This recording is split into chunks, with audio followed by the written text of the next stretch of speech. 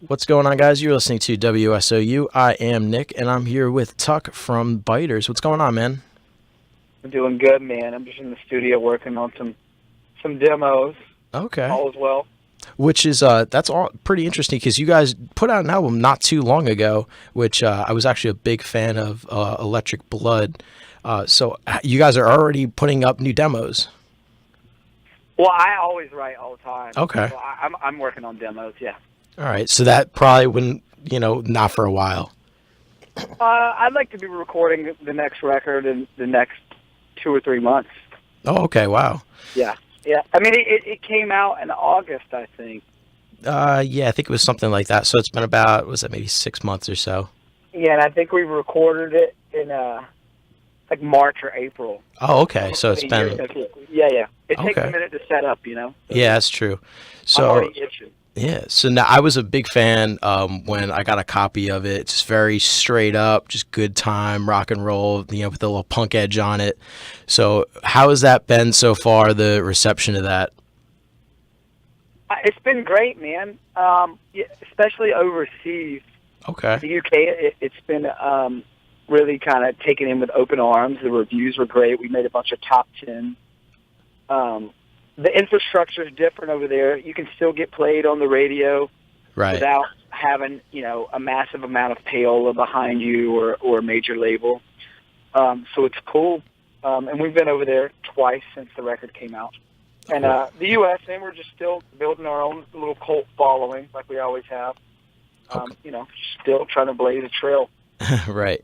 Now, that's the interesting thing, because I have heard that from a lot of bands, the different separation between, the UK and American scene. Is that something that now that you have the foot in there that you're really trying to get the UK so that maybe it'll cross over at some point more in the US? Or are you trying to really get the US to really get rolling with it? I mean, of course I want the US to get with it, but right.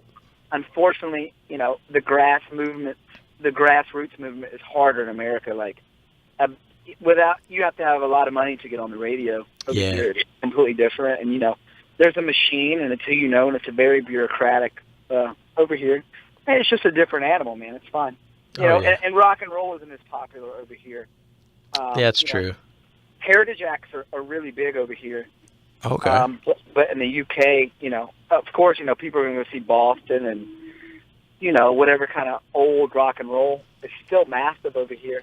But they're really accepting of newer rock bands here. And that's the interesting thing is, the rock scene over here. What's your kind of opinion on that?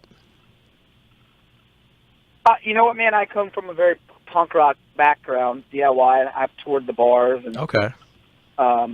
Biters were, we went up and toured the bar circuit for the last 4 years, from basements to house shows to whatever. And I don't know, man. It's just different.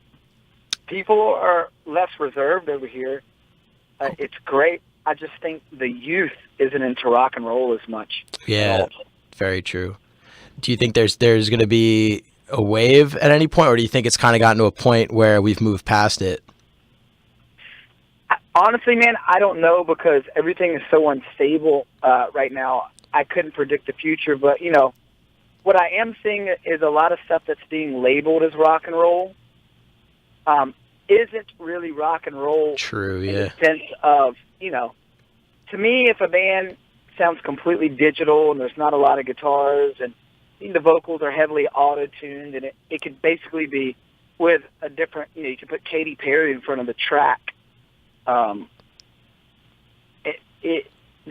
is the only thing that make a difference. I think that it's not really rock and roll. Right, exactly. But I don't know if people really, the younger generation seem to care if something is auto-tuned, or I don't know if the common person really cares if it's fake or corporatized or not. So we live in a weird spot because if you're 15 years old or 13 years old, you've never grown up in a time where you haven't heard fake drums, auto-tuned vocals, and pop songs on the radio that have 15 to 18 writers on them. Right, exactly. So, we live in a completely different time. People's ears are different. People are used to seeing people that are photoshopped to death.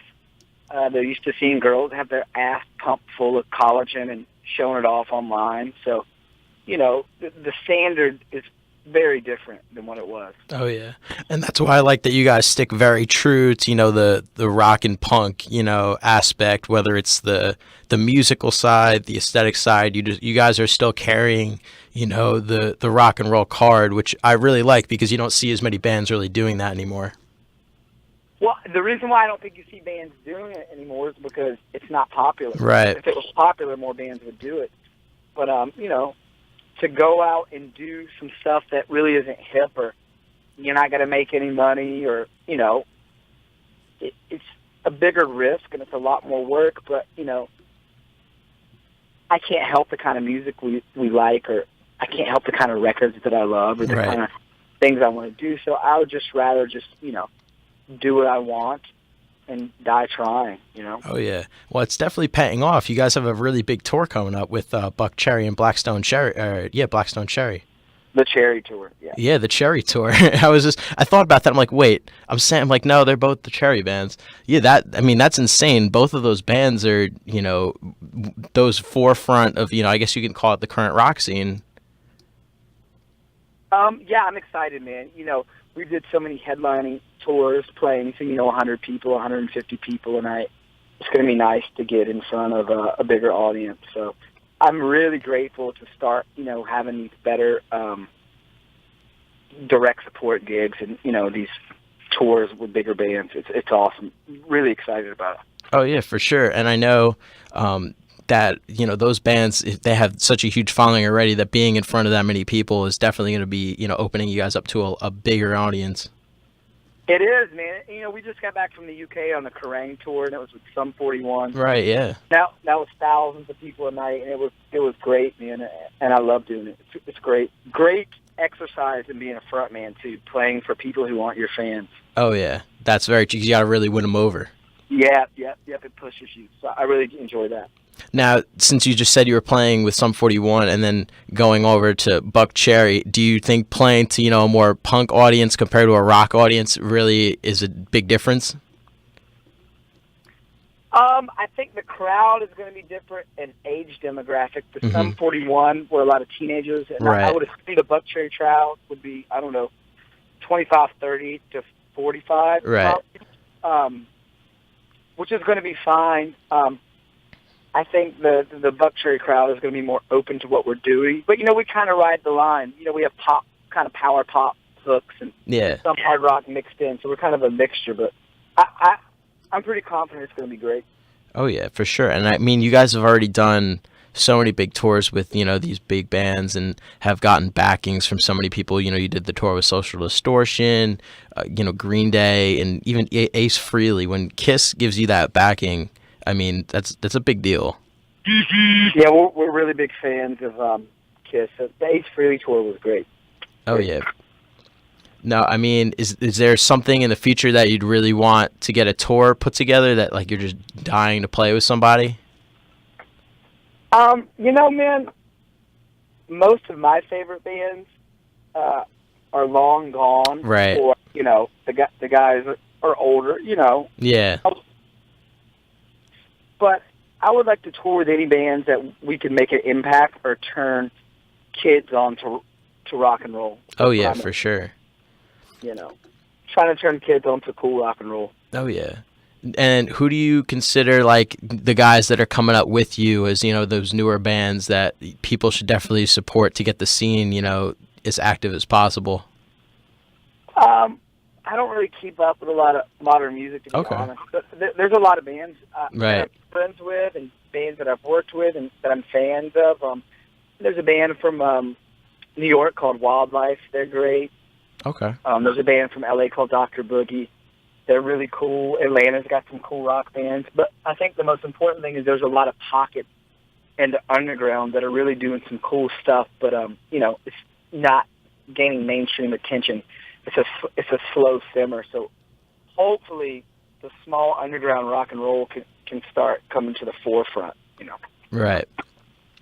And another thing that I really like about you guys is the videos you guys put up. It seems like you guys put a lot into them. The 1975 one was put up not too long ago. Really big fan of that. What goes into your video shoots that you want to get across? You know, man, I'm so hands-on with those videos. Yeah. I'm in every process from casting to conceptualization, and the guy who shoots the videos with his girlfriend is one of my best friends. Okay. So we work really close together, and we bust our ass to try to make them special and cool and, you know, just a little different. I enjoy it. It's part of being creative, making videos. So I get off on it, man. Yeah, it takes the song to a whole nother like aspect that it didn't have before with that visual to it. I agree, man, and that's what I try to come across. Oh yeah. Sometimes it works more than others. Sometimes, like 1975, I was wanting to do that concept, but I couldn't figure out what song, and I was like, wow, it's going to be great to the song. So, yeah. Right, exactly. And now that was a song in particular, I wanted to know if there was anything behind what is 1975 represent? I just think that song came out, 1975 was way before I was born, obviously. Right. But, you know, a lot of great records came out during that era. And, you know, rock and roll was king. And, you know, there was no social media you had to keep up with. And it seemed like it was just a more simpler time. And, you know, I always romanticize about that era. I think a lot of people do. Oh, yeah. About how cool it must have been. So, yeah, and it sings well, too. That's for sure. Do you think that if you guys were around, you know, the band around then, that it would, you know, go over differently? Yeah, I mean, without sounding, you know, in my opinion, I think that, you know, if we were around in the late 70s or mid-70s or early 80s, I think we would have been a lot bigger. Of course, the competition was stronger. Right. Some of the greatest, but I think we would have definitely been in the mix with some of the great ones. Oh, yeah, and I think for sure. I probably would have opened for some of my favorite bands. That's very true. But another cool thing that I like about you guys is you have such like I didn't really know about it when I first was told by Jerry about it, that you guys have a couple albums out and all of them have that you know, that just straight up rock feel to them. Now, what goes into your writing process where you want to, you know, not stray too far, it seems like, but yet, you know, keep coming up with that something, you know, special that, you know, puts that new album in a different aspect than the other ones? You know, I like to write songs, and a song is a song. It's just chords and a melody and words, and, you know, I just gravitate towards certain moods when I'm writing and certain themes. And, you know, Electric Blood was had a little more Kiss vibe into it and a little more AC/DC. But I've put, you know, we did records where it was very T-Rexy and Bowie-ish, and some of them were power pop. So it's just kind of what we're digging on at the moment. But, yeah. Okay. Now, how do you feel about, I have to ask about that AC/DC situation? I don't even, like, what, Brian Johnson got fired, apparently? Yeah, and they're supposedly Axl Rose is taking over. To me, it's just tabloid shit. It's just, like, marketing ploys. If, you know, AC/DC, one of my favorite bands ever. Yeah. And, you know, I love Guns N' Roses as well, but it's like, Jesus Christ. I don't even know Axl can do those notes properly. I mean, Brian Johnson can sing so high. His vocal range was a lot higher than Bon Scott. Oh, for sure. Bon Scott was one of my favorite, you know. And to get Axl, man, it's just a joke to me. Yeah. Sometimes it's time to hang up. I mean, the drummer had dementia, right? The guitar player, Malcolm Young, yeah. Yeah, Malcolm had dementia. The drummer's in jail for putting a hit out on somebody. Yep. And now they fire Brian Johnson and are going to get Axl. So I just think maybe it's time for AC/DC to hang it up, where they still have a little bit of, you know, dignity left. Right. You don't want to. And I love them. For sure. You don't want to like go down the crashing plane. You want to kind of end it before that. Exactly. Yeah. But another thing is, you guys have been around since 2009. So how is that's quite a few years. How is being around that long? You know, what have you learned from, you know, obviously starting out, you're not going to know as much. What's really being around that long, you know, it's kind of hard these days, you know, with money putting into the band and, you know, getting a following. So how has all that hard work paid off for you?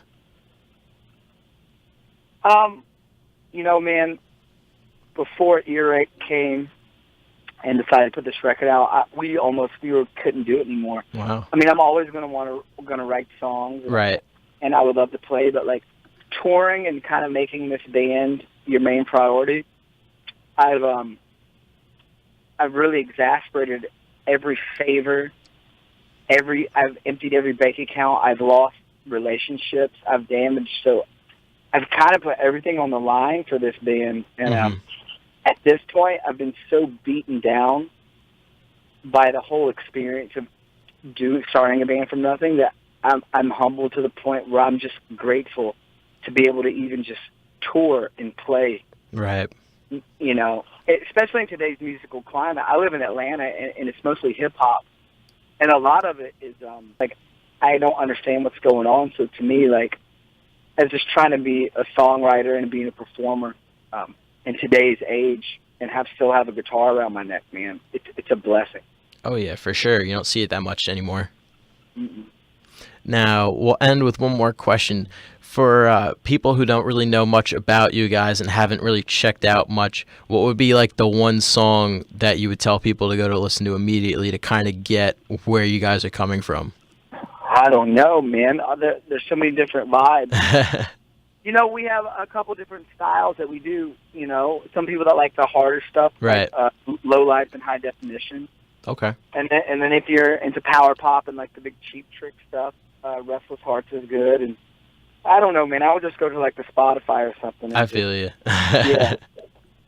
People are so fickle nowadays. Everything is so broken into genres. They're like, I only like music from a certain era or this style of metal or whatever. So, no, I feel you, yeah. Hopefully you can capture something somebody likes.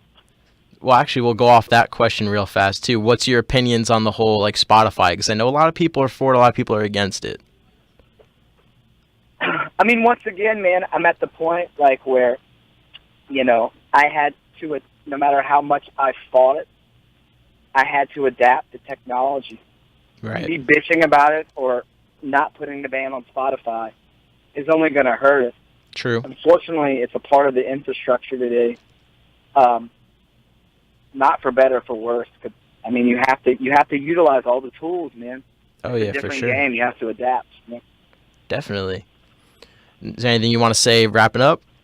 No, thank you for spending time and talking to me, man. I appreciate it. Of course, man. Thank you so much for your time, and definitely we'll try to do it again sometime. Yep, keep me posted, man. Awesome.